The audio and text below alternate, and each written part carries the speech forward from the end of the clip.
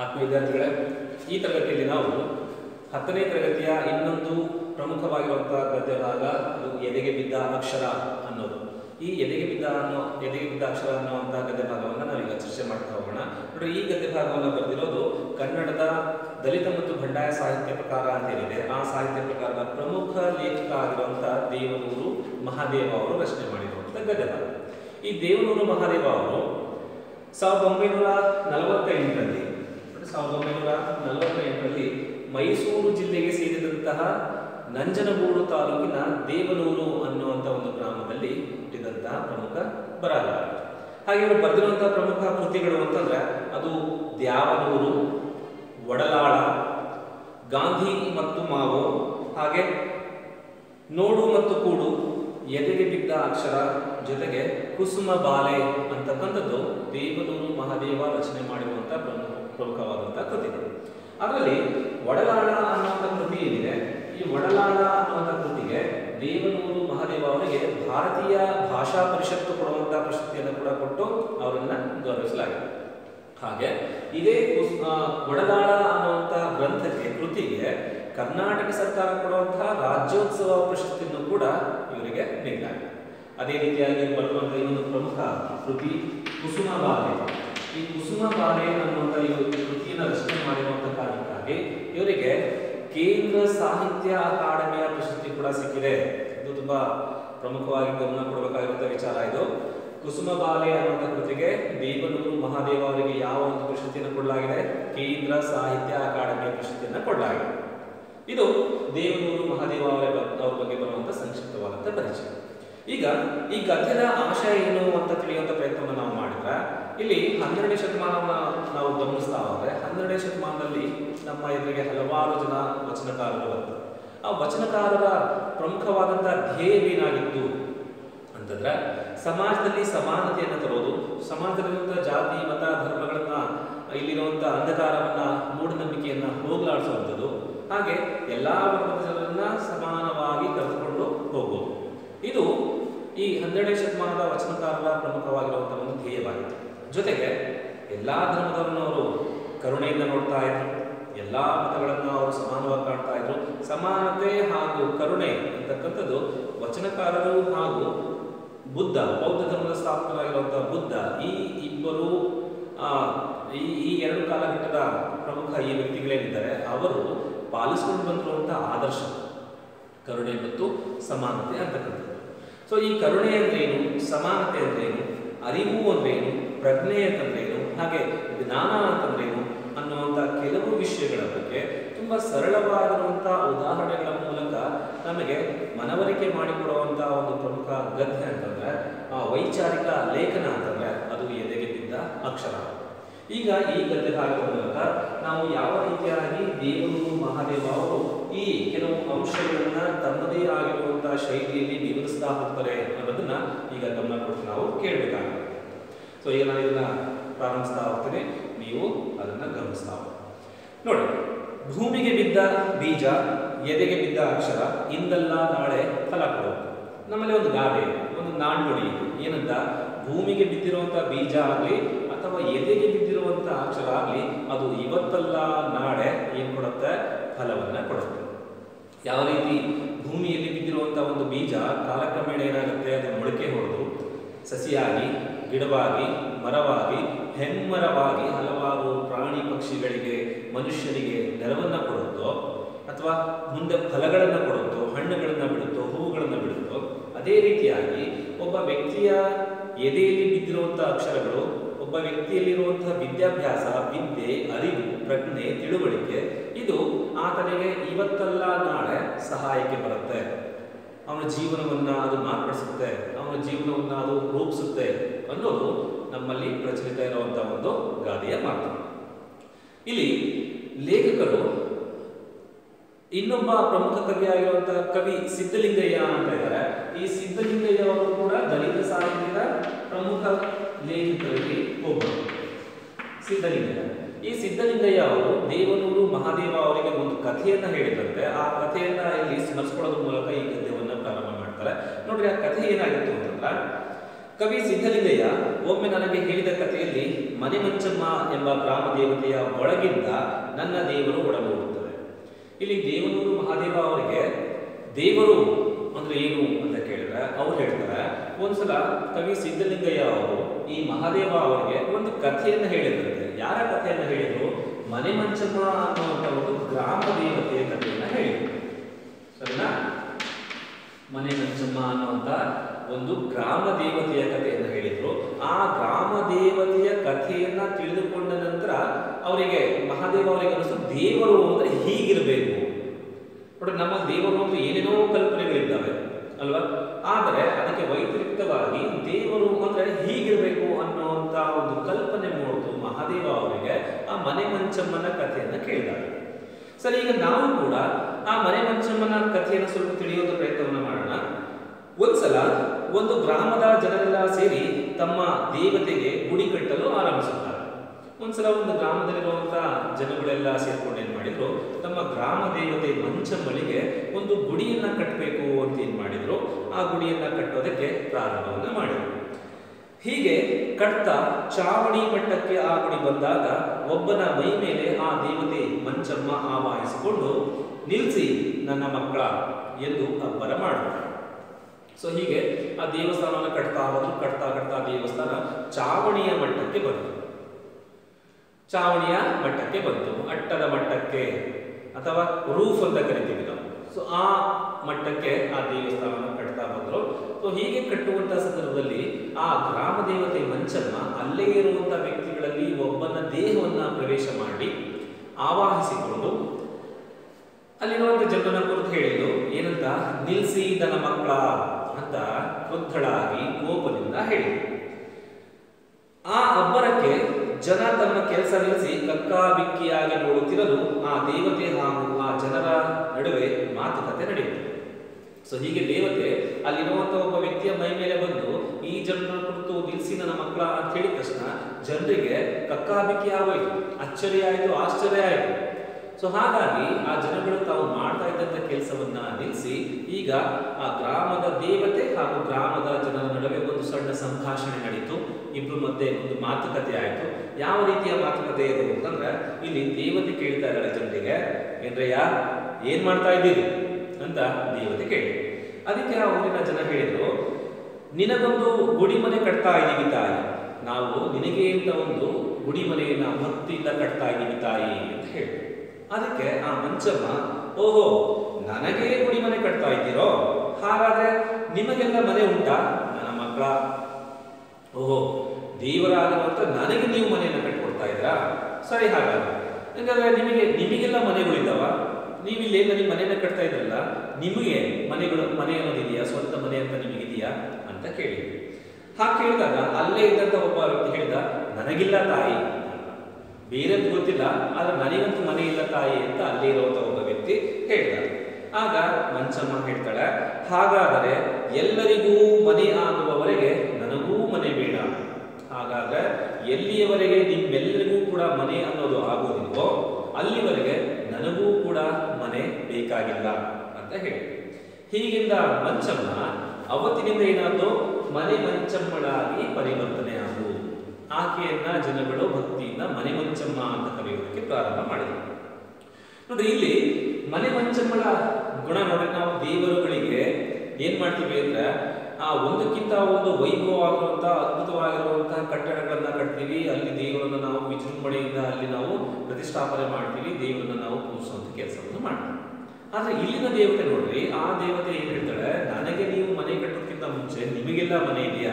ನಿಮಗೆ ಮನೆ ಇದ್ರೆ ಮಾತ್ರ ನನಗೆ ಮನೆ ಬೇಕು, ನಿಮಗೆ ಮನೆ ಇಲ್ಲ ಅಂದ್ರೆ ನನಗೆ ಕೂಡ ಮನೆ ಬೇಡ ಅನ್ನುವಂತಹ ಭಕ್ತರ ಪರವಾಗಿ ಆಲೋಚನೆ ಮಾಡುವಂತಹ ದೇವರು ಈ ಮನೆ ಮಂಚಮ್ಮ. ಹಾಗಾಗಿ ಮಹಾದೇವ ಅವರಿಗೆ ದೇವರು ಅಂದ್ರೆ ಹೀಗಿರ್ಬೇಕಂತೆ, ನೀನ್ ತಿಂದಿಯೋ ಇಲ್ಲ ನನಗೆ ಗೊತ್ತಿಲ್ಲಪ್ಪ, ನನಗೆ ಮಾತ್ರ ದೊಡ್ಡ ಕಟ್ಟಡ ಬೇಕು, ನಿನಗೆ ಊಟಕ್ಕೆ ಇದೆಯೋ ಇಲ್ಲ ಗೊತ್ತಿಲ್ಲ, ನನಗೆ ಮಾತ್ರ ನೈವೇದ್ಯ ಬೇಕು ಅಂತ ಕೇಳುವಂತ ದೇವರುಗಳನ್ನ 12ನೇ ಶತಮಾನದಲ್ಲಿ ಬಸವಣ್ಣನವರು ಕೂಡ ತಿರಸ್ಕಾರವನ್ನ ಮಾಡಿದ್ರು. ಅದೇ ರೀತಿಯಾಗಿ ದೇವರು ಮಹಾದೇವರವರು ಕೂಡ ತಿರಸ್ಕಾರವನ್ನ ಮಾಡ್ತಾರೆ. ಮುಂದೆ ಚಾವಣಿ ಇಲ್ಲದ ಗುಡಿಯಲ್ಲಿ ತಾಯಿ ಮನೆ ಮಂಚಮ್ಮ ಇಂದು ಪೂಜಿತಳಾಗುತ್ತಿದ್ದಾಳೆ. ಈ ರೀತಿ ಚಾವಣಿ ಇಲ್ಲದ ಗುಡಿಯಲ್ಲಿ ಕಾರುಣ್ಯ ಸಮತೆಯ ಬುದ್ಧನನ್ನು ಇಟ್ಟರೆ ಅದೇ ನನ್ನ ದೇವರಾಗುತ್ತದೆ. ಇಲ್ಲಿ ಮಹಾದೇವ ಮಹಾದೇವ ಹೇಳ್ತಾ ಇದ್ದಾರೆ. ಈ ರೀತಿ ಚಾವಣಿನೇ ಇಲ್ಲದಿರುವಂತಹ 4 ಗೋಡೆಗಳ ಮಧ್ಯೆ ಆ ಮನೆ ಮಂಚಗಳನ್ನ ಇವತ್ತಿಗೂ ಕೂಡ ಪೂಜೆ ಮಾಡಲಾಗ್ತಾ ಇದೆ. ಅದೇ ರೀತಿಯಾಗಿ ಚಾವಣಿ ಇಲ್ಲದಂತಹ ಗುಡಿಯಲ್ಲಿ, ಕಟ್ಟಡದಲ್ಲಿ ಕಾರುಣ್ಯ ಕರುಣೆಯನ್ನ ಹಾಗೆ ಸಮತೆಯನ್ನ, ಇಡೀ ಪ್ರಪಂಚವನ್ನ ಸಮಾನವಾಗಿ ಕಂಡಂತಹ ಬುದ್ಧನನ್ನ ಇಟ್ಟು ಪೂಜೆ ಮಾಡಿದ್ರೆ ಅದೇ ನಿಜವಾಗಿ ನನ್ನ ದೇವರು ಅಂತ ಹೇಳ್ತಾರೆ. ನೋಡಿ, ಚಾವಣಿ ಇಲ್ಲದಂತ ಅಂತಂದ್ರೆ ಅಲ್ಲಿ ಭಕ್ತರಿಂದ ಅಪೇಕ್ಷೆಯನ್ನ ಪಡೆದ ಎಲ್ಲಾ ಭಕ್ತರನ್ನ ಸರಳವಾಗಿ, ಎಲ್ಲಾ ಭಕ್ತರನ್ನ ಸಮಾನವಾಗಿ ಕಾಣುವಂತಹ ಹಾಗೂ ಬಡವ ಇರಲಿ ಶ್ರೀಮಂತ ಇರಲಿ ಎಲ್ಲಾ ಭಕ್ತರನ್ನು ಕೂಡ ಒಂದೇ ರೀತಿಯಾಗಿ ಕಾಣುವಂತಹ ದೇವರು, ಭಕ್ತರ ಬಗ್ಗೆ ಕರುಣೆಯನ್ನ ತೋರಿಸುವಂತಹ ದೇವರು, ಭಕ್ತರಲ್ಲಿ ತಾರತಮ್ಯ ಮಾಡಿದ್ರೆ ಎಲ್ಲರನ್ನೂ ಕೂಡ ಸಮಾನವಾಗಿ ಕಾಣುವಂತಹ ದೇವರು ಇರುತ್ತಲ್ಲ, ಆ ದೇವರನ್ನ ನಾನು ಪೂಜಿಸ್ತೀನಿ. ಅಂತ ದೇವರನ್ನ ಗುಡಿಯಲ್ಲಿ ಇಟ್ಟು ಪೂಜೆ ಮಾಡಿದ್ರೆ ನಿಜವಾಗಿ ಅದೇ ದೇವರು ಅಂತ ಹೇಳ್ತಾರೆ. ನೋಡಿ, ಬಸವಣ್ಣನವರು 12ನೇ ಶತಮಾನದಲ್ಲಿ ದೇವರ ಬಗ್ಗೆ ಒಂದು ಮಾತನ್ನು ಹೇಳಿದ್ರು. ಏನ್ ಹೇಳಿದ್ರು ಅಂತಂದ್ರೆ, ಇವತ್ತು ನಾವು ಯಾರನ್ನ ದೇವರು ಅಂತ ಪೂಜೆ ಮಾಡ್ತೀವೋ ಆ ಎಲ್ಲಾ ದೇವರುಗಳನ್ನ ತಿರಸ್ಕಾರ ಮಾಡಿದ್ರು. ಬದಲಾಗಿ ಅವರು ಒಂದು ವಚನದಲ್ಲಿ ಹೇಳಿದ್ರು. ಏನಂತ ಅಂದ್ರ, ಕಲ್ಲು ದೇವರು ದೇವರಲ್ಲ, ಮಣ್ಣು ದೇವರು ದೇವರಲ್ಲ, ಮರ ದೇವರು ದೇವರಲ್ಲ, ಸೇತುಬಂಧ ರಾಮೇಶ್ವರ ಷಷ್ಟಂಗಳಲ್ಲಿರುವ ದೇವರು ದೇವರಲ್ಲ, ತನ್ನ ತಾನಾನಂದು ಅರಿತೊಡೆ ತನಗೆ ತಾನೇ ದೇವರು ನೋಡ ಕೂಡಲ ಸಂಗಮ ದೇವ ಅಂತ ಹೇಳಿ. ಅಂದ್ರ ಬಸವಣ್ಣನ ಅವರ ಮಾತಿನ ಪ್ರಕಾರ ಕಲ್ಲು ದೇವರಲ್ಲಂತೆ, ಮಣ್ಣು ಕೂಡ ದೇವರಲ್ಲಂತೆ, ಮರ ಅದು ಕೂಡ ದೇವರಲ್ಲಂತೆ. ನಾವು ಎಷ್ಟೊಂದು ತೀರ್ಥಕ್ಷೇತ್ರಗಳನ್ನ ಪುಣ್ಯಕ್ಷೇತ್ರಗಳನ್ನ ದರ್ಶನ ಮಾಡ್ಕೊಂಡು ಬರ್ತೀವಲ್ಲ, ಅಲ್ಲೂ ಕೂಡ ದೇವರಿಲ್ಲಂತೆ. ಮತ್ತೆ ದೇವ್ರು ಎಲ್ಲಿದ್ದಾನೆ ಅಂತ ಪ್ರಶ್ನೆಯನ್ನ ಮಾಡಿದ್ರ, ನಮ್ಮನ್ನ ನಾವು ಅರಿತುಕೊಂಡ್ರೆ, ನಾವ್ಯಾರು ಅಂತ ತಿಳ್ಕೊಂಡ್ರೆ, ನಮ್ಮತನವನ್ನ ನಾವು ನೈಜವಾಗಿ ಪ್ರದರ್ಶನ ಮಾಡಿದ್ರೆ ದೇವರು ನಮ್ಮ ಮನಸ್ಸಲ್ಲೇ ಬಂದು ಅವನು ನೆಲೆಯನ್ನ ಕಟ್ಕೊಳ್ತಾನೆ, ನಮ್ಮ ಮನಸ್ಸಲ್ಲೇ ವಾಸವನ್ನ ಮಾಡ್ತಾನೆ. ಹಾಗಾಗಿ ನಾವೇ ದೇವರುಗಳು, ನಮ್ಮಲ್ಲೇ ದೇವರಿದ್ದಾನೆ, ನಮ್ಮ ಕೆಲಸನೇ ದೇವರು ಅಂತ ಹೇಳಿದ್ರು ಬಸವಣ್ಣನವರು. ಇದು ಮುಂದೆ ನೋಡ್ರಿ. ಮೊನ್ನೆ ಒಂದು ಪುಸ್ತಕ ಓದುತ್ತಾ ಇದ್ದೆ. ಆ ಪುಸ್ತಕದ ಹೆಸರು ಶಿವಾನುಭವ ಶಬ್ದಕೋಶ, ಹಳಕಟ್ಟಿಯವರು ಬರೆದ ಪುಸ್ತಕ. ಮೊನ್ನೆ ಅಂದ್ರೆ ಯಾವಾಗ ಈ ಒಂದು ಲೇಖನವನ್ನು ಬರೆದಿದ್ರು ಆ ಸಮಯದ ಮಾತಿದು. ಆಗ ಈ ದೇವನೂರು ಮಹಾದೇವರು ಒಂದು ಪುಸ್ತಕವನ್ನು ಓದ್ತಾ ಇದ್ದಂತೆ. ಆ ಪುಸ್ತಕದ ಹೆಸರು ಶಿವಾನುಭವ ಶಬ್ದಕೋಶ. ಶಿವಾನುಭವ ಶಬ್ದಕೋಶ ಯಾರು ಬರೆದಿರೋದನ್ನ?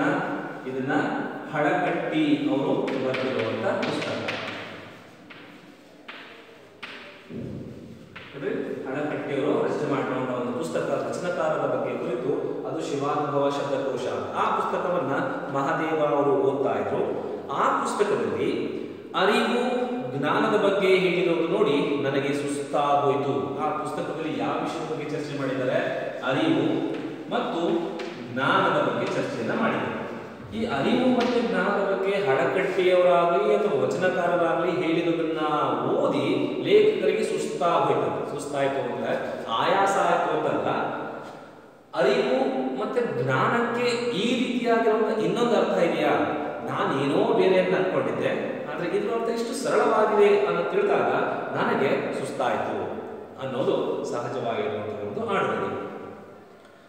ವಚನಕಾರನ ದೃಷ್ಟಿಯಲ್ಲಿ ಅರಿವು ಅಂದರೆ ತನ್ನಷ್ಟಕ್ಕೆ ತಾನು ಇರುವ ಕೇವಲ ತಿಳುವಳಿಕೆ. ನೋಡಿ, ಎಷ್ಟು ಸೊಗಸಾಗಿರುವಂತ ಮಾತು. ವಚನಕಾರರ ಪ್ರಕಾರ ಅರಿವು ಅಂದ್ರೆ ಏನು? ಅರಿವು ಅಂತಂದ್ರೆ ತನ್ನಷ್ಟಕ್ಕೆ ತಾನು ಇರುವಂತಹ ಕೇವಲ ಒಂದು ತಿಳುವಳಿಕೆ. ಅರಿವು ಅನ್ನೋದು ಕೇವಲ ಒಂದು ತಿಳುವಳಿಕೆ, ಅದು ತನ್ನಷ್ಟಕ್ಕೆ ತಾನು ಬರುವಂಥದ್ದು. ಸೊ ಅರಿವು ಅಂತಂದ್ರೆ ಅದನ್ನ ಸಂಪಾದನೆ ಮಾಡೋದಕ್ಕೆ ನಾವು ಹಗಲು ರಾತ್ರಿ ಕಣ್ಣಿಗೆ ಎಣ್ಣೆ ಬಿಟ್ಕೊಂಡು ಪುಸ್ತಕಗಳನ್ನು ಓದಿದ್ರೆ ಅರಿವು ಬರುತ್ತೆ? ಇಲ್ಲ, ಬರೋದಿಲ್ಲ. ದೊಡ್ಡ ದೊಡ್ಡ ವ್ಯಕ್ತಿಗಳ ಜೊತೆಗೆ ನಾವು ಅವ್ರ ಜೊತೆಗೆ ನಾವು ಒಡನಾಟವನ್ನ ಮಾಡಿದ್ರೆ ನಮಗೆ ಅರಿವು ಬರುತ್ತೆ? ಖಂಡಿತ ಇಲ್ಲ. ಹಾಗಾದ್ರೆ ಅರಿವು ಅನ್ನೋದು ಹೇಗೆ ಬರುತ್ತೆ? ಅದು ತನ್ನಷ್ಟಕ್ಕೆ ತಾನು ಮನಸ್ಸಲ್ಲಿ ಹಿಡ್ಕೊಳ್ಳುತ್ತೆ. ತನ್ನಷ್ಟಕ್ಕೆ ತಾನು ನಾವು ಮಾಡುವಂತ ಕೆಲಸಗಳಲ್ಲಿ ನಾವು ಮಾಡುವಂತ ಕೆಲಸದಿಂದ ಆಗುವಂತ ಅನುಭವದಿಂದಾಗಿ ನಮ್ಮಲ್ಲಿ ಹುಟ್ಟುವಂಥದ್ದೇ ತಿಳುವಳಿಕೆ. ಅರ್ಥ ಆಗ್ತಿದೆಯಾ? ನೋಡಿ, ತಂದೆ ತಾಯಿಗಳಿರ್ತಾರೆ ಮನೆಯಲ್ಲಿ. ತಂದೆ ತಾಯಿಗಳಿಗೆ ನಾವು ಗೌರವ ಭಾವನೆಯಿಂದ ನೋಡೋದು, ನಮಗಿಂತ ಚಿಕ್ಕವರನ್ನ ಪ್ರೀತಿಯಿಂದ ನೋಡೋದು, ಪ್ರೀತಿಯಿಂದ ಅವರನ್ನ ಕಾಣೋದು, ಇದು ಸಾಮಾನ್ಯವಾಗಿರುವಂತ ತಿಳುವಳಿಕೆ. ಅದು ಬೇರೆ ಯಾರನ್ನು ಹೇಳ್ಕೊಡ್ಬೇಕಾಗಿಲ್ಲ, ಬೇರೆಯವರಿಂದ ನಾವು ಕಲಿಬೇಕಾಗಿಲ್ಲ. ಅದು ತನ್ನಷ್ಟಕ್ಕೆ ತಾನು ಹುಟ್ಟುವಂಥದ್ದು. ಇದೇ ತಿಳುವಳಿಕೆ. ತಿಳುವಳಿಕೆ ಅಂದ್ರೆ ಅದು ಬ್ರಹ್ಮಜ್ಞಾನ ಅಲ್ಲ. ತಿಳುವಳಿಕೆ ಅಂದ್ರೆ ಇಂಗ್ಲಿಷಲ್ಲಿ ಹೇಳಬೇಕು ಅಂತಂದ್ರೆ ಅದಕ್ಕೆ ನಾವು ಕಾಮನ್ ಸೆನ್ಸ್ ಅಂತ ಕರೀತೀವಿ. ಕಾಮನ್ ಸೆನ್ಸ್ ಅಂತಂದ್ರೆ ಅದೇ ಅರಿವು. ಅದೇ ತಿಳುವಳಿಕೆ. ಯಾರ ಪ್ರಕಾರ? ವಚನಕಾರರ ಪ್ರಕಾರ. ಹಾಗೆ ಇದು ಜ್ಞಾನ ಮಾತ್ರ ಅಲ್ಲ, ಅದು ಕ್ರಿಯೆಯ ಅನುಭವದಿಂದ ಒಡಮೂಡುವುದು. ಅರಿವು ಅಂತಂದ್ರೆ ಜ್ಞಾನ ಮಾತ್ರ ಅಲ್ಲ. ನಾವು ಪುಸ್ತಕಗಳನ್ನು ಓದೋದ್ರಿಂದ ನಮಗೆ ಏನ್ ಸಿಗುತ್ತೆ? ಜ್ಞಾನ ಸಿಗುತ್ತೆ. ಇಲ್ಲಿ ಜ್ಞಾನ ಮತ್ತೆ ಅರಿವು ಎರಡಲ್ಲೂ ಕೂಡ ವ್ಯತ್ಯಾಸ ಇದೆ. ಸ್ವಲ್ಪ ಅಲ್ಲಿ ವ್ಯತ್ಯಾಸ ಇದೆ. ಏನ್ ವ್ಯತ್ಯಾಸ ಇದೆ ಅಂದ್ರೆ, ಜ್ಞಾನ ಅನ್ನೋದು ನಾವೇನ್ ಅನ್ಕೊಂಡಿದೀವಿ? ಪುಸ್ತಕಗಳನ್ನ ಓದೋದ್ರಿಂದ ಬರುತ್ತೆ ಅಂತ ಅನ್ಕೊಂಡಿದ್ದೀವಿ. ಹೌದು, ಪುಸ್ತಕಗಳನ್ನ ಓದೋದ್ರಿಂದ ನಾವು ಜ್ಞಾನವನ್ನ ಸಂಪಾದನೆ ಮಾಡಬಹುದು. ಆದ್ರೆ ಅರಿವು ಅನ್ನೋದೇನಿದೆಯಲ್ಲ, ಅರಿವನ್ನ ಸಂಪಾದನೆ ಮಾಡೋದಕ್ಕೆ ನಾವು ಪುಸ್ತಕಗಳನ್ನೇ ಓದಬೇಕು ಅಂತೇನಿಲ್ಲ. ಪುಸ್ತಕಗಳನ್ನ ಓದಿರೂ ಕೂಡ ನಾವು ಅರಿವನ್ನ ಸಂಪಾದನೆ ಮಾಡಬಹುದು. ಅದು ಯಾವ್ದಿಂದ ಬರುತ್ತೆ? ಅನುಭವದಿಂದ ಬರುತ್ತೆ. ಅವನು ಅನಕ್ಷರಸ್ಥನಾಗಿದ್ರು ಕೂಡ ಅವನಲ್ಲಿ ಅರಿವಿರುತ್ತೆ.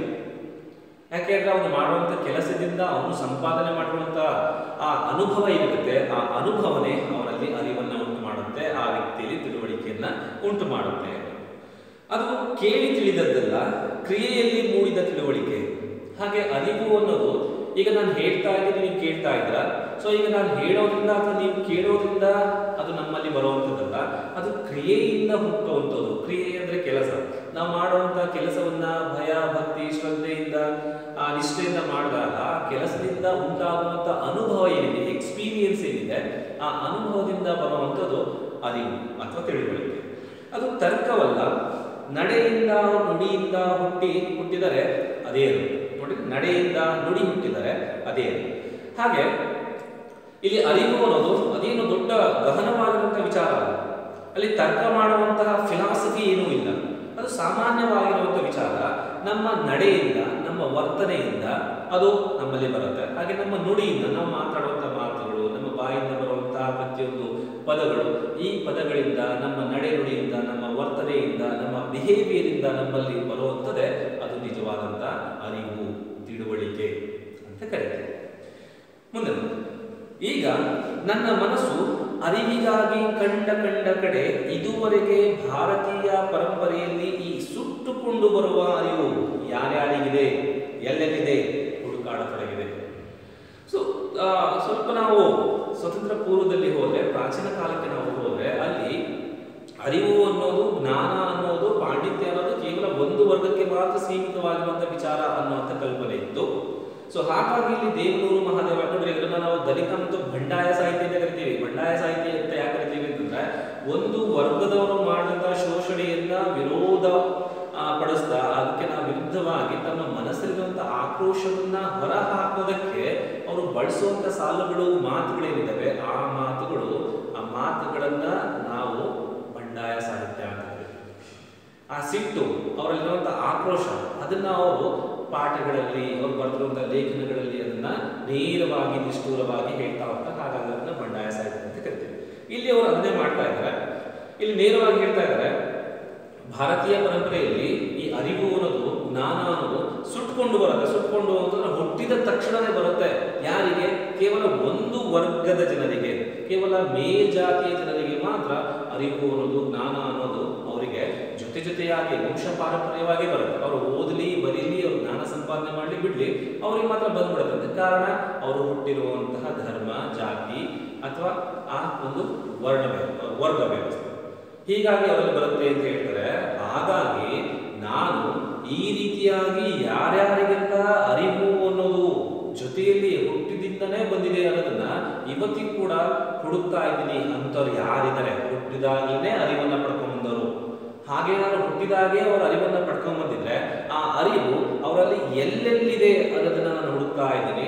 ಆದ್ರೆ ಇವತ್ತಿನವರೆಗೂ ನನಗೆ ಅಂತಹ ಅರಿವನ್ನ ಹೊಂದಿರುವಂತ ವ್ಯಕ್ತಿಗಳ ದರ್ಶನ ಆಗಿಲ್ಲ ಅನ್ನೋದನ್ನ ಇವರು ಅಪ್ರತ್ಯಕ್ಷವಾಗಿ, ಇಂಡೈರೆಕ್ಟ್ ಆಗಿ ಹೇಳ್ತಾ ಇದ್ದಾರೆ. ಮುಂದೆ ಈಗ ಇಲ್ಲಿ ಇನ್ನೊಂದು ಕಥೆಯನ್ನ ಹೇಳ್ತಾ ಹೋಗ್ತಾರೆ, ಇನ್ನೊಂದು ಅಂಶವನ್ನು ವಿವರಿಸ್ತಾ ಹೋಗ್ತಾರೆ. ಮತ್ತೆ ಇನ್ನೊಂದು, ವಚನಕಾರರು ನಮ್ಮ ಸುತ್ತಮುತ್ತ ಇರುವ ದೇವರುಗಳನ್ನು ದೇವರು ಅಂದುಕೊಂಡಿರಲಿಲ್ಲ. ನೋಡಿ, ಈಗ ವಚನಕಾರರ ಬಗ್ಗೆ ಹೇಳ್ತಿದ್ದಾರೆ. ಈ ವಚನಕಾರರೇಂದರೆ ನಮ್ಮ ಸುತ್ತಮುತ್ತ ಇರುವಂತಹ ವಸ್ತುಗಳನ್ನು ಅವ್ರು ಯಾವತ್ತೂ ಕೂಡ ದೇವರು ಅಂತ ಅಂದ್ಕೊಂಡಿರಲಿಲ್ಲ. ಸೊ ಹಾಗಾಗಿನೇ ಬಸವಣ್ಣ ಆಗ ಹೇಳಿದ್ದು ಕಲ್ಲು ದೇವರು, ದೇವರಲ್ಲ ಅಂತ ನೆನಪಿರಲಿ. ಸೊ ನೋಡಿ, ನಮ್ಮ ಸುತ್ತಮುತ್ತಲೇ ಇರುವಂಥದ್ದು ಕಲ್ಲು, ಮರ, ಮಣ್ಣು, ಇವುಗಳೆಲ್ಲ ನಮ್ಮ ಸುತ್ತಮುತ್ತ ಇದ್ದಾವೆ. ಅವುಗಳನ್ನ ಯಾವತ್ತೂ ಕೂಡ ವಚನಕಾರರು ದೇವರು ಅಂತ ಅನ್ಕೊಳ್ಳಿಲ್ಲ. ಅವನ್ನ ಕೇವಲ ವಸ್ತುಗಳು ಅಂತ ಅನ್ಕೊಂಡು, ಹಾಗೆ ಪ್ರತಿಯೊಬ್ಬ ವಚನಕಾರರಿಗೂ ಅವರವರದೇ ಆಗಿರುವಂತಹ ಇಷ್ಟ ದೈವ ಆಯ್ತು. ಪ್ರತಿಯೊಬ್ಬ ವಚನಕಾರರು ಕೂಡ ಅವರದೇ ಆಗಿರುವಂತಹ ಒಂದು ಇಷ್ಟ ದೈವವನ್ನ, ಒಂದು ದೇವರನ್ನ ಪೂಜೆ ಮಾಡ್ತಾ ಇದ್ರು. ಆ ದೇವರೇ ಅವರು ಮಾಡ್ತಕ್ಕಂಥ ಕೆಲಸ ಆಗಿತ್ತು. ಆಯ್ದಕ್ಕಿ ಮಾರಯ್ಯ, ಅಕ್ಕಿಯನ್ನ ಆಯುವಂತ ಕೆಲಸ, ಅದನ್ನೇ ಆತ ದೇವರು ಅಂತ ಅನ್ಕೊಂಡಿದ್ದು. ಅರ್ಥ ಆಗ್ತಿದ್ಯಾ? ಸೊ ಈ ಅಂಬಿಗರ ಚೌಡಯ್ಯ ಆತ ಆ ನಾವೆಯನ್ನ, ದೋಣಿಯನ್ನ ನಡೆಸೋದು, ಆ ಕೆಲಸವನ್ನೇ ದೇವರು ಅಂತ ಅನ್ಕೊಂಡಿದ್ದ. ಸೊ ಇವೆಲ್ಲ ಒಟ್ಟಾರೆ ನಾವು ತಗೊಂಡ್ರೆ ಆ ವಚನಕಾರರು ತಾವು ಮಾಡ್ತಾ ಇದ್ದಂತ ಕೆಲಸ ಏನಿದೆ, ಕಾಯಕವನ್ನ ಮಾತ್ರ ಅವರು ದೇವರು ಅಂತ ಅನ್ಕೊಂಡಿದ್ರೆ ಹೊರತು ಬೇರೆ ಯಾರನ್ನು ಕೂಡ ಸುತ್ತಮುತ್ತಲಿರುವಂತ ಕಲ್ಲಾಗ್ಲಿ, ಮಣ್ಣಾಗ್ಲಿ, ಮರವನ್ನಾಗ್ಲಿ ದೇವರು ಅಂತ ಅನ್ಕೊಂಡಿರ್ಲಿಲ್ಲ. ಹಾಗೆ ಅವರಿಗೆ ಅವರವರ ಪ್ರಜ್ಞೆಯೇ ದೇವರಾಗಿತ್ತು. ವಚನಕಾರಿಗೆ ಅವರ ಪ್ರಜ್ಞೆ, ಅವರ ಯೋಚನೆ ಇವೇ ಅವರಿಗೆ ದೇವರಾಗಿತ್ತು. ಈ ರೀತಿ ಪ್ರಜ್ಞೆಯನ್ನೇ ದೇವರು ಅಂತ ಅಂದ್ಕೊಂಡ್ರೆ ಸುಡುವ ಬೆಂಕಿಯನ್ನ ನೆತ್ತಿ ಮೇಲೆ ಇಟ್ಟುಕೊಂಡಂತಾಗುತ್ತದೆ. ನೋಡಿ, ನಾವೀಗ ಅನ್ಕೋಬಹುದು ಪ್ರಜ್ಞೆನೇ ದೇವರು ಅಂತ ಅನ್ಕೊಂಡಿಲ್ಲ, ಹಾಗಾದ್ರೆ ಯಾವುದೇ ದೇವರನ್ನ ಪೂಜಿಸುವಂತಹ ಆ ಒಂದು ಗೊಂದಲನೇ ತಪ್ಪೋಯ್ತು, ತುಂಬಾ ಒಳ್ಳೇದಾಯ್ತಲ್ಲ ಇದು ಅಂತ ಅನ್ಕೋಬಹುದು. ಆದ್ರೆ ಪ್ರಜ್ಞೆಯನ್ನ ನಾವು ಯಾವಾಗ ದೇವರು ಅಂತ ಅನ್ಕೊಳ್ತೀವೋ ಆವಾಗ ನಿಜವಾಗ್ಲೂ ಸಮಸ್ಯೆ ಶುರುವಾಗುತ್ತೆ. ಯಾಕೆ ಅಂತಂದ್ರೆ ಸುಡುವಂತ ಬೆಂಕಿಯ ಕೆಂಡವನ್ನ ತೆಗೆದುಕೊಂಡು ನೆತ್ತಿಯ ಮೇಲೆ, ತಲೆಯ ಮೇಲೆ ಇಟ್ಕೊಂಡಂಗ. ಏನಾಗುತ್ತೆ, ಸುಡುವಂತ ಕೆಂಡವನ್ನ ತಲೆ ಮೇಲೆ ಇಟ್ಕೊಂಡ್ರೆ ತಲೆ ಸುಟ್ಟು ಹೋಗುತ್ತೆ ಅಲ್ವಾ? ಅದೇ ರೀತಿಯಾಗಿ ಪ್ರಜ್ಞೆಯನ್ನ ನಾವು ದೇವರು ಅಂತ ಅನ್ಕೊಂಡ್ರೆ ಮನುಷ್ಯ ತನ್ನಷ್ಟಕ್ಕೆ ತಾನು ಸುಡ್ತಾ ಹೋಗ್ತಾನೆ. ಹೇಗೆ ಅಂತಂದ್ರ ತಮ್ಮ ಪ್ರಜ್ಞೆ ಮುಂದೆ ಸುಳ್ಳು ಹೇಳಕ್ಕಾಗಲ್ಲ, ಅದೇ ಕಷ್ಟ ಆಗುತ್ತೆ. ಈಗ ಏನ್ ಕಷ್ಟ ಆಗತ್ತೆ ಪ್ರಜ್ಞೆನ ದೇವರು ಅಂತ ಅನ್ಕೊಂಡ್ರೆ? ಪ್ರಜ್ಞೆಯ ಮುಂದೆ, ನಮ್ಮ ತನದ ಮುಂದೆ ನಾವು ಸುಳ್ಳು ಹೇಳ್ಕೊಳ್ಳೋದಕ್ಕೆ ಸಾಧ್ಯ ಇಲ್ಲ. ನಾವು ಬೇರೆ ವ್ಯಕ್ತಿಗಳಿಗಾಗ ಸುಳ್ಳು ಹೇಳ್ಬೋದು ಅಲ್ವಾ? ಆದ್ರೆ ನಮಗೆ ನಾವು ಸುಳ್ಳು ಹೇಳ್ಕೊಳಕ್ ಸಾಧ್ಯ ಇದೆಯಾ? ಸುಳ್ಳು ಹೇಳ್ಕೊಂಡ್ವಿ ಅಂತ ಅನ್ಕೊಂಡ್ರಿ, ಒಳಗಿರುವಂತ ಪ್ರಜ್ಞೆ ನಮಗೆ ಹೇಳುತ್ತೆ ನೀನ್ ಸುಳ್ಳು ಹೇಳ್ತಾ ಇದೀಯಾ ಅಲ್ವಾ? ಮುಂದೆ ನೋಡಿ, ಇತರೆ ದೇವರಿಗಾದರೆ ಯಾವುದೇ ಉಗ್ರ ದೇವತೆ ಇರಲಿ ಏನೋ ಸ್ವಲ್ಪ ಹೊಟ್ಟೆ ಒಳಗೆ ಹಾಕೋ ಅಂತ ಸುಳ್ಳು ಪಳ್ಳು ಹೇಳಿಬಿಡ್ಬೋದು. ಬೇರೆ ದೇವರ ಆದ್ರೆ ಅಥವಾ ಯಾವುದೇ ಉಗ್ರ ದೇವತೆ ಆಗಿದ್ರೆ ಏನೋ ನಿನ್ ಭಕ್ತರಿಂದ ತಪ್ಪಾಗೋಯ್ತಮ್ಮ ದೇವರೇ, ದಯವಿಟ್ಟು ನನ್ನ ಕ್ಷಮಿಸ್ಬಿಡು, ನಾನು ಮಾಡಿದ ತಪ್ಪನ್ನ ಹೊಟ್ಟೆಗೆ ಹಾಕೋ, ಮುಂದಿನ ಸಲ ನಿನಗೆ ಇಂಥ ಪೂಜೆಯನ್ನ ಮಾಡ್ತೀನಿ, ಇಂಥ ಕಾಣಿಕೆಯನ್ನು ಸಲ್ಲಿಸ್ತೀನಿ ಅಂತ ಹರಕೆಗಳನ್ನ ಮಾಡ್ಕೊಂಡಿರ್ಬೋದು. ಆ ದೇವರು ಒಪ್ಕೊಂಡ್ಬಿಡುತ್ತೇನೋ. ಈ ರೀತಿಯಾಗಿ ನಾವು ಮಾಡುವಂಥ ತಪ್ಪನ್ನ ಆ ದೇವರ ಮೇಲೆ ಹೊರಿಸಿ ನಾವು ತಪ್ಪಿಂದ ಆಗ್ತೀವಿ ಅಂತ ಅನ್ಕೊಳ್ತೇವೆ. ಆದ್ರೆ ಪ್ರಜ್ಞೆನೇ ದೇವರು ಅಂತ ಅನ್ಕೊಂಡ್ರೆ ಇದನ್ನ ಮಾಡೋದಕ್ಕೆ ಸಾಧ್ಯ ಇಲ್ಲ. ಆದರೆ ಪ್ರಜ್ಞೆ ಮುಂದೆ ಇದು ನಡೆಯುದು. ನಮ್ಮ ಪ್ರಜ್ಞೆ ಮುಂದೆ, ನಮ್ಮ ಯೋಚನೆ ಮುಂದೆ, ನಮ್ಮ ಮನಸ್ಸಿನ ಮುಂದೆ ನಾವು ಈ ಸುಳ್ಳುಗಳನ್ನ ಮಾಡಿ ಏನೋ ತಪ್ಪು ಮಾಡ್ಬಿಟ್ಟಿದ್ದೀನಿ, ಈ ತಪ್ಪನ್ನ ಹೊಟ್ಟೆಗೆ ಹಾಕೋ ಅಂತ ಸ್ವತಃ ನಮ್ಮನ್ನ ನಾವು ಹೇಳ್ಕೊಳ್ಳೋದಕ್ಕೆ ಬರಲ್ಲ. ಮನಸ್ಸು ಎಲ್ಲೋ ಒಂದ್ ಕಡೆ ನಮ್ಮನ್ನ ಕಾಡ್ತಾ ಇರುತ್ತೆ, ಎಲ್ಲೋ ಒಂದ್ ಕಡೆ ಕೊರಿತಾ ಇರುತ್ತೆ, ನೀನ್ ತಪ್ಪು ಮಾಡಿದೆ, ಮಾಡಿದ ತಪ್ಪನ್ನ ಈಗ ಈ ರೀತಿಯಾಗಿ ಮುಚ್ಚಾಕೊಳ್ಳುವಂತ ಪ್ರಯತ್ನವನ್ನ ಮಾಡ್ತಾ ಇದೀಯ ಅಂತ ಮನಸ್ಸು ಪದೇ ಪದೇ ನಮಗೆ ಹೇಳ್ತಾ ಇರುತ್ತೆ. ಅದಕ್ಕೆ ನಾವು ಪ್ರಜ್ಞೆ ಅಂತ ಕರಿತೀವಿ. ಈ ಇಕ್ಕಟ್ಟಿಗೆ ವಚನಕಾರರು ಮುಖಾಮುಖಿಯಾದರು ಎಂದು ಕಾಣಿಸುತ್ತದೆ. ಇದೇ ರೀತಿಯಾಗಿರುವಂತಹ ಇಕ್ಕಟ್ಟು, ಪ್ರಜ್ಞೆಗೆ ಸುಳ್ಳು ಹೇಳಲು ಬಾರದಂತಹ ಸಮಸ್ಯೆಗೆ ಆ ಕಾಲದಲ್ಲಿ ವಚನಕಾರರು ಕೂಡ ಸಿಕ್ಕು ಹಾಕೊಂಡು ಕಾಣಿಸುತ್ತೆ. ಹಾಗಾಗಿನೇ ಅವ್ರೇನ್ ಮಾಡಿದ್ರು ಅಂದ್ರೆ ತಮ್ಮ ಕಷ್ಟಗಳನ್ನ, ಸುಖಗಳನ್ನ, ದುಃಖಗಳನ್ನ, ದುಮ್ಮಾನಗಳನ್ನ ಅಥವಾ ಜೀವನದಲ್ಲಿ ಬರುವಂತಹ ಏಳು ಬೀಳುಗಳನ್ನ, ಹಾಗೆ ಅವರಲ್ಲಿರುವಂತಹ ಉತ್ಕಟವಾದ ಇಕ್ಕಟ್ಟುಗಳನ್ನ ಅವ್ರೇನ್ ಮಾಡಿದ್ರು, ಈ ಪ್ರಜ್ಞೆ ಮುಂದೆ ಹೇಳಿಕೊಡ್ತಾ, ನಾನು ಇಂತಹ ಸಮಸ್ಯೆಯನ್ನ ಎದುರಿಸ್ತಾ ಇದ್ದೀನಿ, ಸಮಾಜದಲ್ಲಿ ಇಂತಹ ಕೆಲವು ಗೊಂದಲಗಳಲ್ಲಿ ನಾನು ಬಿದ್ದಿದ್ದೀನಿ, ಈ ರೀತಿ ಸಮಸ್ಯೆಯಿಂದ ನಾನು ಹೊರಗೆ ಬರೋದು ಹೇಗೆ, ಅಥವಾ ಸಮಾಜದಲ್ಲಿ ಒಂದು ಬದಲಾವಣೆಯನ್ನ ಮಾಡೋದು ಹೇಗೆ ಅನ್ನೋದನ್ನ ಯಾರ ಮುಂದೆ ಹೇಳ್ಕೊಳ್ತಾ ಇದ್ರು? ಯಾವುದೋ ಒಂದು ದೇವರ ಮುಂದೆ ಹೋಗಿ ಹೇಳ್ಕೊಡ್ತಾ ಇರಲಿಲ್ಲ, ಅವರು ಪ್ರಜ್ಞೆಯ ಮುಂದೆ ಹೇಳ್ಕೊಡ್ತಾ ಇದ್ರು. ಹಾಗಾಗಿ ಅವರು ಅನುಭವ ಮಂಟಪ ಅಂತ ಮಾಡ್ಕೊಂಡಿದ್ರು. ಆ ಅನುಭವ ಮಂಟಪದಲ್ಲಿ ಪ್ರತಿದಿನ ಸಂಜೆ ಎಲ್ಲಾ ಕೆಲಸ ಕಾರ್ಯಗಳನ್ನ ಮುಗಿಸಿ ಎಲ್ಲಾ ವಚನಕಾರರು, ಶರಣರು ಬಂದು ಕೂರ್ತಾ ಇದ್ರು. ಅವರು ಚರ್ಚೆಗಳನ್ನ ಮಾಡ್ತಾ ಇದ್ರು, ಅವರಲ್ಲಿ ಡಿಸ್ಕಷನ್ ಆಗ್ತಾ ಇತ್ತು. ಆ ಚರ್ಚೆಗಳನ್ನ ಮಾಡಿದಾಗ ಆ ಚರ್ಚೆಯಿಂದ ಹೊರಹೊಮ್ಮುವಂತ ಫಲಿತಾಂಶ ಏನಿದೆ ಅವನ್ನ, ಅಥವಾ ಚರ್ಚೆಯನ್ನೇ, ತಮ್ಮ ಮಾತುಗಳನ್ನೇ ಅವರು ಸಾಲುಗಳಲ್ಲಿ, ಪದಗಳಲ್ಲಿ ಅದನ್ನ ಬರಿತಾ ಹೋದ್ರು. ಹಾಗೆ ಬರೆದಿರುವಂತಹ ಅವರ ಅನುಭವದ ಮಾತುಗಳೇ ಏನಾಯ್ತು ಅಂದ್ರೆ ಮುಂದೆ ವಚನ ಅಥವಾ ವಚನ ಸಾಹಿತ್ಯವಾಗಿ ಪರಿವರ್ತನೆ ಆಯಿತು. ನೋಡಿ, ಅವರ ಈ ಒದ್ದಾಟ ಅಥವಾ ಅವರ ಈ ಗೊಂದಲಕ್ಕೆ ಅವರು ನುಡಿ ಕೊಟ್ಟರು. ಅವರು ಮಾತನ್ನ ಕೊಟ್ಟರು, ಮಾತು ಅಂತಂದ್ರೆ ಭಾಷೆಯನ್ನ ಕೊಟ್ಟರು, ಭಾಷೆಯನ್ನ ಬರಿತಾ ಅವರ ಪುಸ್ತಕಗಳಲ್ಲಿ, ದಾಖಲೆಗಳಲ್ಲಿ, ತಾಳೆಗರಿಗಳಲ್ಲಿ ಬರೆದು ಅದನ್ನ ವಚನ ಸಾಹಿತ್ಯವನ್ನಾಗಿ ಮಾರ್ಪಡಿಸಿದರು. ಅವರು ಅಂದು ನುಡಿದದ್ದು ಇಂದು ನುಡಿದಂತೆ ಕೇಳಿಸುತ್ತಿದೆ, ಅಂದು ತನಗೆ ತಾನೇ ಕಾವ್ಯವಾಗಿಬಿಟ್ಟಿದೆ. ಈ ಬೆಂಕಿಯಂತ ವಚನ ಸೃಷ್ಟಿಗೆ ಸಾಂತ್ವನದ ಜಾನಪದ ಕಸಿ ಮಾಡಿ ನಾವು ಹುಟ್ಟಬೇಕಾಗಿದೆ, ಹುಟ್ಟು ಪಡೆಯಬೇಕಾಗಿದೆ ಅನ್ನಿಸತೊಡಗಿದೆ. ಸೊ ಹೀಗೆ ಆ ವಚನಕಾರರು ಅವತ್ತು ಹೇಳಿದಂತಹ ಮಾತುಗಳೇನಿದ್ದಾವೆ ಇವತ್ತಿನ ಪ್ರಸ್ತುತ ಸಮಾಜದಲ್ಲಿ ಈಗ ನಮ್ಮ ಎದುರು ನಿಂತ್ಕೊಂಡು ಹೇಳ್ತಾ ಇದ್ದಾರೆ ವಚನಕಾರರು ಅನ್ನೋ ಹಾಗೆ ನಮಗೆ ಕೇಳಿಸುತ್ತೆ. ಅದು ತನಗೆ ತಾನೇ ಕಾವ್ಯವಾಗಿರುತ್ತೆ. ಆ ವಚನಗಳೇನಿದ್ದಾವೆ ಅದು ನಿಜವಾಗಿ ನಾವೇನು ಹಾಡಿನ ಮಾದರಿಯಲ್ಲಿ ಹಾಡಿನ ಧಾಟಿಯಲ್ಲಿ ಕೇಳ್ತೀವಲ್ಲ, ಅವು ಹಾಡುಗಳು, ವಚನಗಳ ಹಾಡುಗಳು, ವಚನಗಳು ಮಾತುಗಳು, ವಚನಗಳು ಸಂಭಾಷಣೆ. ಆ ಸಂಭಾಷಣೆಯನ್ನು ನಾವೇನು ಮಾಡಿದ್ದೀವಿ ಇವತ್ತು ಹಾಡಿನ ರೂಪದಲ್ಲಿ ಬದಲಾಯಿಸ್ಕೊಂಡಿದ್ದೀವಿ.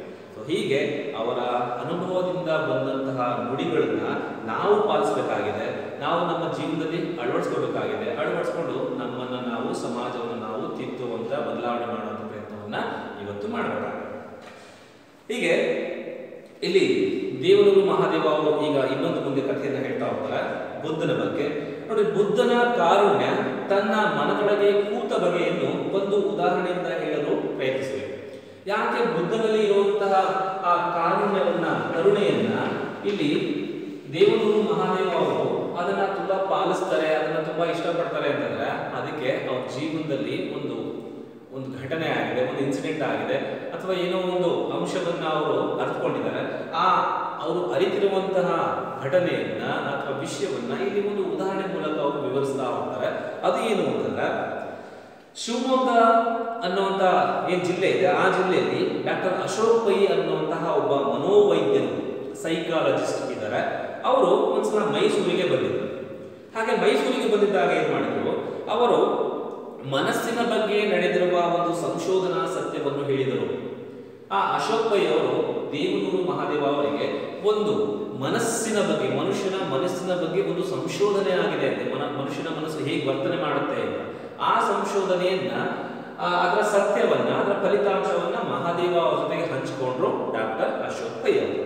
ಅದು ಏನು ಅಂತಂದ್ರೆ, ಕೆಲವು ಜನ ಒಂದು ಕೊಠಡಿಯಲ್ಲಿ ಕುಳಿತು ಟೆಲಿವಿಷನ್ ನೋಡುತ್ತಿದ್ದಾರೆ ಎಂದುಕೊಳ್ಳೋಣ.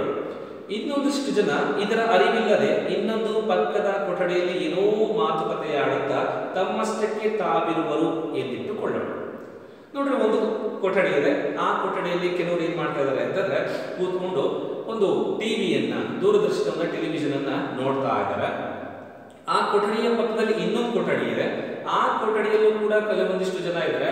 ಆ ಕೊಠಡಿಯಲ್ಲಿ ಇರುವಂತಹ ಜನರಿಗೆ ಈ ಕೊಠಡಿಯಲ್ಲಿರುವಂತಹ ಜನಗಳು ಟೆಲಿವಿಷನ್ ಅಲ್ಲಿ ಏನನ್ನ ನೋಡ್ತಾ ಇದ್ದಾರೆ, ಏನನ್ನ ವೀಕ್ಷಣೆ ಮಾಡ್ತಾರೆ ಅನ್ನುವಂಥ ಅರಿವು ಅವರಿಗೆ ಇಲ್ಲ.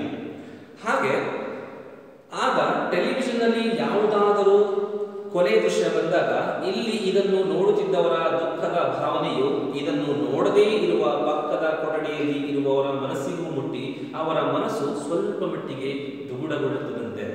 ಸೊ ಹಾಗಾದ್ರೆ ಈ ಕೊಠಡಿಯಲ್ಲಿ ಇರುವಂತಹ ಆ ವ್ಯಕ್ತಿಗಳು ಏನನ್ನ ನೋಡ್ತಾ ಇದ್ದಾರೆ ಟಿವಿಯಲ್ಲಿ ಅಂತಂದ್ರೆ, ಅವರು ಒಂದು ಕೊಲೆಯ ದೃಶ್ಯವನ್ನ ನೋಡ್ತಾ ಇದ್ದಾರೆ. ಆ ಕೊಲೆಯ ದೃಶ್ಯವನ್ನ ನೋಡುವಾಗ ಆ ನೋಡುವಂತ ವ್ಯಕ್ತಿಗಳ ಮನಸ್ಸಲ್ಲಿ ಎಂತ ಭಾವನೆ ಉಂಟಾಗುತ್ತೆ? ಯಾರಾದ್ರೂ ಸಂತೋಷವನ್ನು ಪಡ್ತಾರೆ ಕೊಲೆ ಆಗೋ ಸಂದರ್ಭದಲ್ಲಿ ಅಲ್ವಾ? ಉದ್ವೇಗ ಆಗುತ್ತೆ, ದುಃಖ ಆಗುತ್ತೆ, ನೋವಾಗುತ್ತೆ.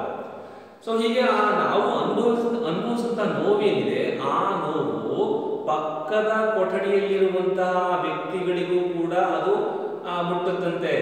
ಸೊ ಅವರಿಗೆ ಗೊತ್ತಿಲ್ಲದೇನೆ ಯಾಕೋ ಅವರ ಮನಸ್ಸಲ್ಲಿ ಒಂದಿಷ್ಟು ದುಗುಡ ಸ್ಟಾರ್ಟ್ ಆಗುತ್ತೆ, ಒಂದಿಷ್ಟು ಆತಂಕ, ಒಂದಿಷ್ಟು ಭಯ, ಒಂದಿಷ್ಟು ನೋವು ಅವರ ಮನಸ್ಸಲ್ಲಿ ಬರುತ್ತೆ. ಆದರೆ ಯಾಕೆ ನಿಮಗೆ ಬೇಜಾರಾಗ್ತಾ ಇದೆ, ಯಾಕೆ ನಿಮ್ಮ ಮನಸ್ಸು ನೋವಾಗ್ತಾ ಇದೆ, ಯಾಕೆ ಇವತ್ತು ಅಪ್ಸೆಟ್ ಆಗಿಲ್ಲ, ಏನಾಯ್ತು ಅಂತ ಕೇಳಿದಾಗ ಕೆಲಸರು ನಾವೇ ಹೇಳ್ತೀವಿ, ಯಾಕೋ ಗೊತ್ತಿಲ್ಲ ಇವತ್ತು ಏನೋ ಒಂಥರ ಬೇಜಾರಾಗ್ತಾ ಇದೆ, ಯಾಕೋ ಮನಸ್ಸೇ ಸರಿ ಇಲ್ಲ. ಯಾಕೆ ಅಂತಂದ್ರೆ ನಮ್ಮ ಸುತ್ತಮುತ್ತಲಲ್ಲಿ ಏನೋ ಒಂದು ಅಹಿತಕರವಾಗಿರುವಂತಹ ಘಟನೆ ನಡೀತಾ ಇದೆ. ಆ ಘಟನೆ ಅಲೆಗಳ ರೂಪದಲ್ಲಿ ಬಂದು ನಮ್ಮ ಮನಸ್ಸನ್ನ ಸ್ಪರ್ಶಿಸುತ್ತೆ. ಆವಾಗ ಅಲ್ಲಿ ಆಗ್ತಿರುವಂತಹ ಏನು ವಿದ್ಯಮಾನ ಇದೆ, ಅದೇ ಒಂದು ವಿದ್ಯಮಾನ ನಮ್ಮ ಮನಸ್ಸಲ್ಲೂ ಕೂಡ ಅದು ಬರುತ್ತೆ ಅಂತಕ್ಕಂಥದ್ದು. ಅದೇ ರೀತಿಯಾಗಿ ಅದೇ ಟೆಲಿವಿಷನ್ ನಲ್ಲಿ ಯಾವುದಾದರೂ ಒಂದು ನೃತ್ಯ ದೃಶ್ಯ ಬಂದಾಗ ಅದನ್ನು ನೋಡುತ್ತಿದ್ದವರ ಖುಷಿ ಭಾವನೆಯು ಪಕ್ಕದ ಕೊಠಡಿಯಲ್ಲಿ ಇದನ್ನು ನೋಡದ ತಮ್ಮಷ್ಟಕ್ಕೆ ತಾವೇ ಇದ್ದವರ ಮನಸ್ಸಿನ ಮೇಲೂ ಪರಿಣಾಮ ಮಾಡಿ ಸ್ವಲ್ಪ ಮಟ್ಟಿಗೆ ಸಂತೋಷದ ಭಾವನೆ ಉಂಟಾಗುವುದಂತೆ. ಅದೇ ಕೊಲೆಯ ದೃಶ್ಯವಾದ ನಂತರ ಇನ್ನೊಂದು ಯಾವುದೊಂದು ನೃತ್ಯದ ಒಂದು ದೃಶ್ಯ, ಒಂದು ಡಾನ್ಸ್ ಮಾಡುವಂತ ದೃಶ್ಯ, ಒಂದು ಹಾಡಿನ ಸನ್ನಿವೇಶ ಬಂದಾಗ ಆ ಹಾಡಿನ ಸನ್ನಿವೇಶವನ್ನ ನೋಡುವಾಗ ನಾವು ದುಃಖ ಪಡ್ತೀವ. ನೋಡಿ ಎಷ್ಟು ಚೆನ್ನಾಗಿ ಡಾನ್ಸ್ ಮಾಡ್ತಾ ಇದ್ದಾನೆ ಅಂತ ಅಳ್ತೀವ, ನೋಡಿ ಎಷ್ಟು ಚೆನ್ನಾಗಿ ಹಾಡು ಹೇಳ್ತಾ ಇದ್ದಾನೆ ಅಂತ ಮರುಕ ವ್ಯಕ್ತಪಡಿಸ್ತೀವ, ಇಲ್ಲ ಅಲ್ವಾ? ಸೊ ಅವಾಗ ನಾವು ಸಂತೋಷದ ಭಾವನೆಯನ್ನ ವ್ಯಕ್ತಪಡಿಸ್ತೀವಿ. ಆ ಸಂತೋಷದ ಭಾವನೆಯನ್ನ ನಾವು ಅದನ್ನ ನಾವು ತೋರಿಸಿದಾಗ ನಮ್ಮ ಕೊಠಡಿಯ ಪಕ್ಕದಲ್ಲಿ ಇರುವಂತಹ ವ್ಯಕ್ತಿಗಳೇನಿದ್ದಾರೆ ಅವರಿಗೆ ಗೊತ್ತಿಲ್ಲ ಇಲ್ಲಿ ಸಂತೋಷದ ಒಂದು ನೃತ್ಯದ ಸನ್ನಿವೇಶವನ್ನು ನೋಡ್ತಿದ್ದಾರೆ, ಈ ಜನಗಳು ಸಂತೋಷವಾಗಿದ್ದಾರೆ ಅಂತ ಅವರಿಗೆ ಗೊತ್ತಿರಲ್ಲ. ಆದರೂ ಕೂಡ ಅವರ ಅರಿವಿಗೆ ಬರದ ಹಾಗೆ, ಅವರ ತಿಳುವಳಿಕೆಗೆ ಬರದ ಹಾಗೆ ಅವರ ಮನಸ್ಸಲ್ಲೂ ಕೂಡ ಆ ಒಂದು ಕ್ಷಣ ಸಂತಸದ ಭಾವನೆ ಉಂಟಾಗುತ್ತೆ. ಯಾಕೋ ಇವತ್ತು ತುಂಬಾ ಖುಷಿ ಆಗ್ತಾ ಇದೆ, ಯಾಕೋ ಇವತ್ತು ತುಂಬಾನೇ ಎಂಜಾಯ್ ಮಾಡಬೇಕು ಅಂತ ಅನಿಸ್ತಾ ಇದೆ ಅಂತ ಹೇಳ್ಕೊಳ್ತೀವಿ. ಸುಮ್ಮನೆ ನಗ್ತಾ ಇರ್ತೀವಿ, ಸುಮ್ಮನೆ ಅವತ್ತು ಉಲ್ಲಾಸಿತರಾಗಿರ್ತೀವಿ, ಸುಮ್ಮನೆ ಅವತ್ತು ಆಹ್ಲಾದವನ್ನ ಅನುಭವಿಸ್ತಾ ಇರ್ತೀವಿ. ಸೊ ಇಂತಹ ಅನುಭವಗಳು ಏನಾಗ್ತವೆ ಅಂತಂದ್ರೆ, ಒಬ್ಬ ವ್ಯಕ್ತಿ ತಾನು ಅನುಭವಿಸಿರುವಂತಹ ಕಷ್ಟಗಳು, ದುಃಖಗಳು, ಸುಖಗಳು ಅಥವಾ ಸಂತೋಷಗಳನ್ನ ಅನುಭವಿಸುವಾಗ ಅವನಿಂದ ಹೊರಡುವಂತಹ ಆ ಅಲೆಗಳೇನಿದ್ದಾವೆ, ಆ ಅಲೆಗಳು ಅಲ್ಲೇ ಪಕ್ಕದಲ್ಲಿರುವಂತಹ ಇನ್ನೊಬ್ಬ ವ್ಯಕ್ತಿಯನ್ನ ಅವು ಮುಟ್ಟಿ ಅವನ ಮನಸ್ಸಲ್ಲೂ ಕೂಡ ಆ ಸನ್ನಿವೇಶಕ್ಕೆ ಅಂತಹ ಭಾವನೆಯನ್ನ ಉಂಟು ಮಾಡ್ತವೆ ಅನ್ನೋದು. ಈ ನಿಜ ಏನನ್ನ ಹೇಳುತ್ತದೆ? ಯಾವ ಜೀವಿಯೂ ತನ್ನಷ್ಟಕ್ಕೆ ತಾನಿಲ್ಲ ಎಂದು ಹೇಳುತ್ತದೆ. ನೋಡಿ, ಈ ಒಂದು ಸಂಶೋಧನಾ ಸತ್ಯ ಇದೆ. ಏನ್ ಹೇಳುತ್ತೆ ಇದು ಅಂತಂದ್ರೆ, ಯಾವುದೇ ವ್ಯಕ್ತಿ ಆಗಿರಲಿ, ಪ್ರಪಂಚದಲ್ಲಿರುವಂತಹ ಯಾವುದೇ ಒಂದು ಜೀವಿ ಆಗಿರಲಿ, ಯಾವುದೇ ಒಬ್ಬ ವ್ಯಕ್ತಿ ಆಗಿರಲಿ, ತನ್ನಷ್ಟಕ್ಕೆ ತಾನು ಅನ್ನೋ ಹಾಗಿಲ್ಲ. ಆತನ ಭಾವನೆಗಳು ಇನ್ನೊಬ್ಬ ವ್ಯಕ್ತಿಯ ಮೇಲೆ ಏನಾಗಿರ್ತವೆ, ಡಿಪೆಂಡ್ ಆಗಿರ್ತವೆ, ಇನ್ನೊಬ್ಬ ವ್ಯಕ್ತಿಯ ಮೇಲೆ ಅವು ಅವಲಂಬನೆಯನ್ನ ಆಗಿರ್ತವೆ ಅಂತಕ್ಕಂಥ ಒಂದು ಸತ್ಯವನ್ನ ಹೇಳಿ.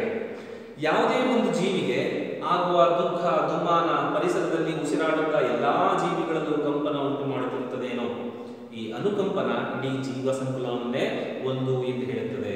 ಸೊ ಹಾಗೆ ಯಾವುದೇ ಒಂದು ಜೀವಿ ತನಗೆ ಆಗುವಂತಹ ದುಃಖ, ದುಮ್ಮಾನ, ನೋವು, ನಲಿವು, ಸುಖ, ಸಂತೋಷ ಇವುಗಳನ್ನ ಆತ ಅನುಭವಿಸ್ತಾ, ಆತ ಉಸಿರಾಡ್ತಾ ಇದ್ದಾಗ ಆತನ ಉಸಿರು ಏನ್ ಮಾಡುತ್ತೆ, ಆತನಿಂದ ಹೊರಗೆ ಹೊರಟು ಅದು ಕಂಪನದ ರೀತಿಯಲ್ಲಿ, ಅದು ಅಲೆಗಳ ರೀತಿಯಲ್ಲಿ, ಅದು ವೇವ್ಸ್ಗಳ ರೀತಿಯಲ್ಲಿ ಅದು ಸಮಾಜದಲ್ಲಿ ಇರುವಂತಹ ಅಥವಾ ಪ್ರಪಂಚದಲ್ಲಿರುವಂತಹ ಇತರ ವ್ಯಕ್ತಿಗಳಿಗೂ ಕೂಡ ಮುಟ್ಟುತ್ತೆ. ಮುಟ್ಟಿ ಅವರಲ್ಲೂ ಕೂಡ ಅದೇ ರೀತಿಯಾಗಿರುವಂತಹ ಭಾವನೆಗಳನ್ನ ಉಂಟು ಮಾಡುತ್ತೆ. ಹಾಗಾಗಿ ಈ ಅನುಕಂಪನ ಏನಿದೆ ಇಡೀ ಜೀವ ಸಂಕುಲವನ್ನ ಒಂದು ಅಂತ ಹೇಳುತ್ತೆ. ಆದ್ರೆ ನಾವು ಮಾತ್ರ ಇವತ್ತು ಬೇರೆ ಬೇರೆ, ನಾವು ಆ ಧರ್ಮ, ಈ ಜಾತಿ, ಈ ದೇಶ, ಈ ಊರು, ಈ ಮತ ಅಂತ ಬಡದಾಡ್ಕೊಳ್ತೀವಿ. ಆದ್ರೆ ಒಂದು ರೀತಿಯಾಗಿ ನಾವು ಆಲೋಚನೆ ಮಾಡಿದ್ರೆ ನಾವೆಲ್ಲರೂ ಕೂಡ ಒಂದೇ, ನಾವೆಲ್ಲರೂ ಮನುಷ್ಯ ಜಾತಿಗೆ ಸೇರಿದಂತ ವ್ಯಕ್ತಿಗಳು ಅನ್ನುವಂಥ ಭಾವನೆ ನಮ್ಮಲ್ಲಿ ಉಂಟಾಗೋದ್ರಲ್ಲಿ ಯಾವುದೇ ರೀತಿಯಾಗಿರುವಂತಹ ಅಚ್ಚರಿ, ವಿಸ್ಮಯ ಇಲ್ಲ. ಬುದ್ಧನ ಕಾರುಣ್ಯ ಇಲ್ಲಿಂದಲೇ ಮೂಡಿರಬಹುದು. ಯಾವ ರೀತಿಯಾಗಿ ಒಬ್ಬ ಮನುಷ್ಯ ಅನುಭವಿಸುವಂತಹ ನೋವನ್ನ ನಾವು ಕೂಡ ಅನುಭವಿಸ್ತೀವಿ ಗೊತ್ತಿಲ್ಲದೆ, ಅದೇ ರೀತಿಯಾಗಿ ಒಬ್ಬ ವ್ಯಕ್ತಿ ಅನುಭವಿಸಿರುವಂತಹ ಸಂತಸವನ್ನ ನಾವು ಕೂಡ ಅನುಭವಿಸ್ತೀವಿ ಗೊತ್ತಿಲ್ಲದ ಹಾಗೆ, ಇಲ್ಲೇ ಅಥವಾ ಈ ಅಂಶವನ್ನು ನಾವು ಕಾರುಣ್ಯ, ಕರುಣೆ, ಪ್ರತಿಕ್ರಿಯೆ, ಅನುಕ್ರಿಯೆ, ಅನುಕಂಪನ ಅಂತ ಕರಿತೀವಿ. ಸೊ ಬುದ್ಧನಲ್ಲಿ ಬಂದಿರುವಂತಹ ಈ ಕಾರುಣ್ಯ ಅನ್ನೋದು ಇಂತಹ ಸನ್ನಿವೇಶಗಳಿಂದಲೇ ಅವರಲ್ಲಿ ಹುಟ್ಟಿರ್ಬೋದು ಅಂತ ಹೇಳ್ತಾರೆ. ಹಾಗೆ ಕೊಲೆ, ಸುಲಿಗೆ, ದ್ವೇಷ, ಅಸೂಯೆಗಳಿಂದ ಕ್ಷೋಭೆಗೊಂಡು ನರಳುತ್ತಿರುವ ಜಗತ್ತು ಅದು ಘಾಸಿಗೊಳಿಸುವುದು ತನ್ನ ಆಳದ ಒಳ ಸಮಷ್ಟಿ ಮನಸ್ಸನ್ನೇ. ಸೊ ಇವತ್ತು ಪ್ರಪಂಚ ಏನಾಗಿದೆ ಅಂದ್ರೆ, ಕೊಲೆಗಳಲ್ಲಿ, ಸುಲಿಗೆಗಳಲ್ಲಿ, ದ್ವೇಷಗಳಲ್ಲಿ, ಅಸೂಯೆ, ವಂಚನೆ, ಮೋಸ ಇವುಗಳಲ್ಲಿ ಏನಾಗಿದೆ, ಇಡೀ ಪ್ರಪಂಚ ನರಳ್ತಾ ಇದೆ, ಇಡೀ ಜಗತ್ತು ನರಳ್ತಾ ಇದೆ. ಸೊ ಹೀಗೆ ಇಂತಹ ಅಂಶಗಳಿಂದ ನರಳುವಂತಹ ಈ ಜಗತ್ತೇನಿದೆ ಅದು ಯಾರನ್ನ ಘಾಸಿಗೊಳಿಸುತ್ತೆ? ಘಾಸಿ ಅಂದ್ರೆ ನೋವು, ಗಾಯ. ಯಾರನ್ನ ಗಾಯಗೊಳಿಸುತ್ತೆ ಅಂದ್ರೆ ನಮ್ಮ ಒಳಗೆ ಇರುವಂತಹ ಸಮಷ್ಟಿ ಮನಸ್ಸನ್ನ. ನೋಡಿ, ತುಂಬಾ ಮುಖ್ಯವಾಗಿರುವಂತಹ ಪದ ಇದು ಸಮಷ್ಟಿ ಅನ್ನೋದು.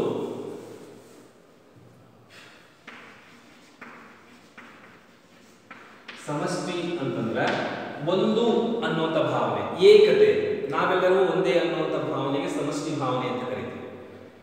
ಈ ಸಮಷ್ಟಿ ಭಾವನೆಯನ್ನ ನಾವೆಲ್ಲರೂ ಕೂಡ ಒಂದೇ ಕುಟುಂಬಕ್ಕೆ ಸೇರಿದವರು ಅನ್ನುವಂಥ ಭಾವನೆಗೆ ಗಾಯವನ್ನು ಉಂಟು ಮಾಡುತ್ತೆ, ನೋವನ್ನು ಉಂಟು ಮಾಡುತ್ತೆ. ಏನು?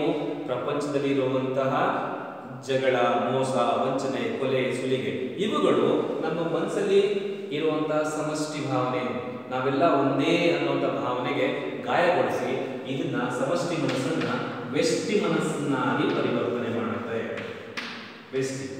ವ್ಯಷ್ಟಿ ಅಂದ್ರೆ ನಾನೇ ಬೇರೆ, ನನ್ನ ಧರ್ಮನೇ ಬೇರೆ, ಅಥವಾ ನನ್ನ ಜಾತಿನೇ ಬೇರೆ, ನಾನು ಅವರಿಗಿಂತ ಮೇಲಿರೋನು, ಅಥವಾ ನಾನು ಶ್ರೀಮಂತ ಅನ್ನುವಂಥ ಪ್ರತ್ಯೇಕತಾ ಭಾವನೆ ಏನಿದೆ, ಪ್ರತ್ಯೇಕತೆಯ ಭಾವನೆ, ಆ ಪ್ರತ್ಯೇಕತೆಯ ಭಾವನೆಗೆ ವ್ಯಷ್ಟಿ ಅಂತ ಕರಿತೀವಿ.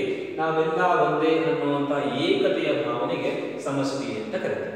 ಇದು ಪರಸ್ಪರ ವಿರುದ್ಧಾರ್ಥಕ ಪದಗಳು. ಈಗ ಈ ಕೊಲೆ, ಸುಲಿಗೆ, ಅತ್ಯಾಚಾರಗಳು, ಅನಾಚಾರಗಳು ಯಾವ ಮನಸ್ಸನ್ನ ಘಾಸಿಗೊಳಿಸ್ತವೆ? ನಾವೆಲ್ಲ ಒಂದೇ ಅನ್ನುವಂಥ ಮನಸ್ಸನ್ನ ಘಾಸಿಗೊಳಿಸಿ ನಾವು ಬೇರೆ, ಅವರು ಬೇರೆ ಅನ್ನುವಂಥ ಈ ಪ್ರತ್ಯೇಕತೆಯ ಭಾವನೆಯನ್ನ ವ್ಯಕ್ತಿಯಲ್ಲಿ ಬೆಳೆಸುತ್ತೆ. ಹಾಗೆ ನಾವು ಮನುಷ್ಯರು ನಮ್ಮೊಳಗೆ ಮೂರ್ಛಾವಸ್ಥೆಯಲ್ಲಿರುವ ಕಾರುಣ್ಯವನ್ನು ಎಚ್ಚರಗೊಳಿಸಬೇಕಾಗಿದೆ. ನೋಡಿ, ಪ್ರತಿಯೊಬ್ಬ ವ್ಯಕ್ತಿಯ ಮನಸ್ಸಲ್ಲೂ ಕೂಡ ಕಾರುಣ್ಯ, ಕರುಣೆ ಅನ್ನೋದಿದೆ. ಆದ್ರೆ ಅದು ಯಾವ ಸ್ಥಿತಿಯಲ್ಲಿದೆ? ಅದು ಮೂರ್ಛಾವಸ್ಥೆಯಲ್ಲಿದೆ, ಅದು ಪ್ರಜ್ಞೆ ತಪ್ಪಿ ಬಿದ್ದಿದೆ, ಅದು ಪ್ರಜ್ಞಾಹೀನ ಸ್ಥಿತಿಯಲ್ಲಿ ಬಿತ್ಕೊಂಡಿದೆ. ನಾವು ಅದನ್ನೇನ್ ಮಾಡಬೇಕು? ಎಚ್ಚರಗೊಳಿಸಿ ಏಳಿಸ್ಬೇಕು. ಮತ್ತೆ ನಮ್ಮಲ್ಲಿ ಆ ಒಂದು ಕರುಣೆಯನ್ನು ಜಾಗೃತಗೊಳಿಸಬೇಕು. ನಮ್ಮಲ್ಲೇ ಇದೆ ಆ ಕರುಣೆಯನ್ನು ನಾವು ಎಚ್ಚರಿಸಬೇಕು, ಜಾಗೃತಗೊಳಿಸಬೇಕು. ಹಾಗೆ ನಾವು ಮಾಡಿದಾಗ ಏನಾಗುತ್ತೆ ಅಂತಂದ್ರೆ, ಈ ಎಳೆಯನ್ನ ಹಿಡಿದು ನಾವು ಜಾಗತೀಕರಣವನ್ನು ರೂಪಿಸಬೇಕಾಗಿದೆ. ಈ ಕರುಣೆ ಅನ್ನುವಂಥ ಎಳೆಯನ್ನ ಹಿಡ್ಕೊಂಡು ನಾವು ಇಡೀ ಪ್ರಪಂಚದಲ್ಲಿ ಜಾಗತೀಕರಣ. ಇಲ್ಲಿ ಜಾಗತೀಕರಣ ಅಂತಂದ್ರೆ ಪ್ರಪಂಚವನ್ನ ಈ ಕೆಲವು ನಮ್ಮ ಸಮಾಜಶಾಸ್ತ್ರದಲ್ಲಿ ಕೆಲವು ಪ್ರಕ್ರಿಯೆಗಳು ಬರ್ತವೆ. ಜಾಗತೀಕರಣ, ಕೈಗಾರಿಕೀಕರಣ ಅದಲ್ಲ. ಇಲ್ಲಿ ಜಾಗತೀಕರಣ ಅಂದ್ರೆ ಇಡೀ ಪ್ರಪಂಚ, ಇಡೀ ಜಗತ್ತಲ್ಲಿ ನಾವು ಕರುಣೆಯನ್ನು ಬೆಳೆಸಬೇಕಾಗಿದೆ. ಇಡೀ ಜಗತ್ತನ್ನ ಒಂದು ಅಂತ ನೋಡಬೇಕಾಗಿದೆ. ಯಾಕೆಂದ್ರೆ ಹಿಂದೂ ಧರ್ಮದಲ್ಲಿ ಒಂದು ಅದ್ಭುತವಾಗಿರುವಂತಹ ಒಂದು ಮಾತು ಬರುತ್ತೆ. ಏನು ಅಂದ್ರೆ ವಸುದೈವ ಕುಟುಂಬಕಂ ಅನ್ನೋದು. ಇಲ್ಲಿ ವಸುದೈವ ಕುಟುಂಬಕಂ ಅಂದ್ರೆ ಏನು? ಇಡೀ ಪ್ರಪಂಚ ಅನ್ನೋದು ಒಂದು ಕುಟುಂಬ, ಇಡೀ ಪ್ರಪಂಚನೇ ಒಂದು ಕುಟುಂಬ. ಸೊ ಹಾಗೆ ಈ ಪ್ರಪಂಚದಲ್ಲಿ ವಾಸ ಮಾಡ್ತಿರಂತ ನಾವೆಲ್ಲರೂ ಕೂಡ ಆ ಕುಟುಂಬದ ಸದಸ್ಯರುಗಳು.